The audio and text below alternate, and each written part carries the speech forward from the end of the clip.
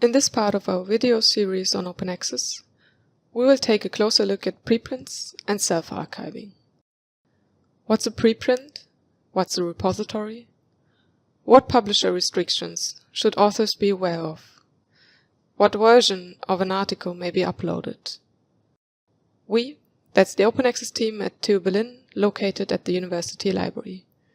Please find contact details at the end of the presentation or in the video description below. Oh no! No access to the articles I desperately need. We assume you have hit plenty of paywalls in your search for scholarly literature, be it for your own research or when you prepare lectures and course material for students. Let's recall the two options to publish open access.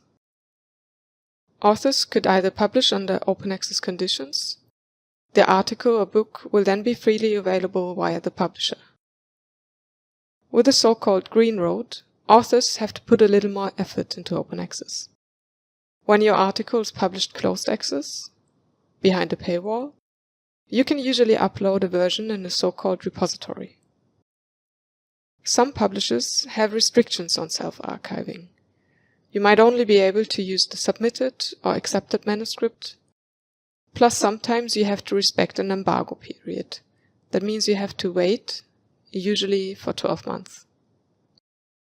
Using a preprint server is usually also referred to as green open access or self-archiving. In academic publishing, a preprint is a version of a paper that precedes formal peer review.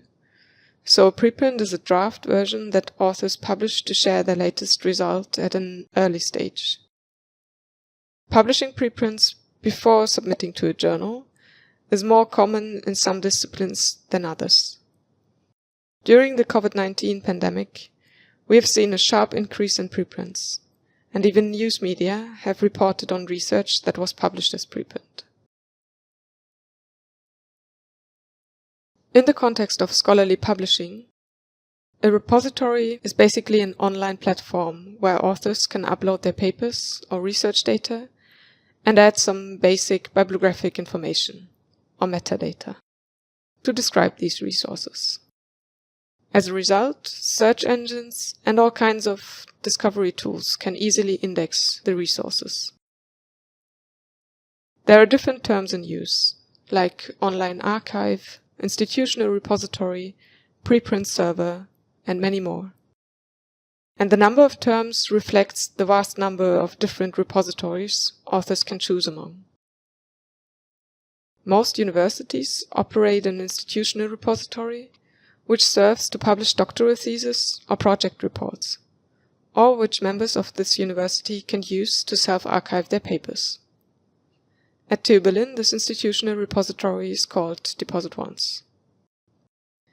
But there are also plenty of disciplinary and cross-institutional services. Archive, launched in 1991, was the first preprint server and is probably the one best known. Zenodo is a general-purpose open-access repository funded by the EU and operated by CERN. The choice is all yours. To find a repository that suits you best, you can either use OpenDoor, the directory of open access repositories, or RAW, the registry of open access repositories. To find a preprint server, you could also have a look at the respective Wikipedia entry, which lists preprint servers for all kinds of disciplines and even subdisciplines. TU members can use DepositOnce to archive and publish both research data and publications. All resources will receive a DOI, and we can of course interlink single objects that relate to another. DepositOnce supports versioning and embargo periods if required by the rights holder. Resources that are published on DepositOnce can be found via all kinds of general and scholarly search services and via the library catalog. DepositOnce is also indexed by the important open access discovery tools Paywall, Core, and Open Access Button.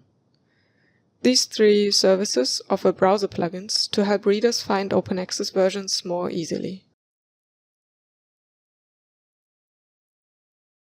So, for our two not quite randomly chosen examples, there's a solution to the paywall problem. The authors have self-archived the accepted manuscripts. While most publishers allow self-archiving, you usually have to check which article version you may use. In theory, you could differ more subtypes, but let's look at the three main version types. First of all, the submitted version. That's the manuscript you submit originally to a journal. Sometimes publishers also call it submitted manuscript, author's version, draft, or preprint. The accepted version reflects all changes of peer review, but it's not layouted or enhanced otherwise by the publisher. This version could also be called postprint, accepted manuscript, final draft, peer-reviewed version, or final author version. And finally, there's the published version, which sometimes is referred to as version of record, publisher PDF, or final version. Unless you publish open access directly with the publisher, this version may usually not be posted online. When you look closely at the different terms, you will notice that the devil is in the details. See, for instance, the slight difference between draft and final draft, or between final author version and final version. Sherpa Romeo is a valuable service when you want to find out what policy a publisher or journal has regarding preprints and self-archiving. You can search for a journal title, ISSN, or the publisher's name.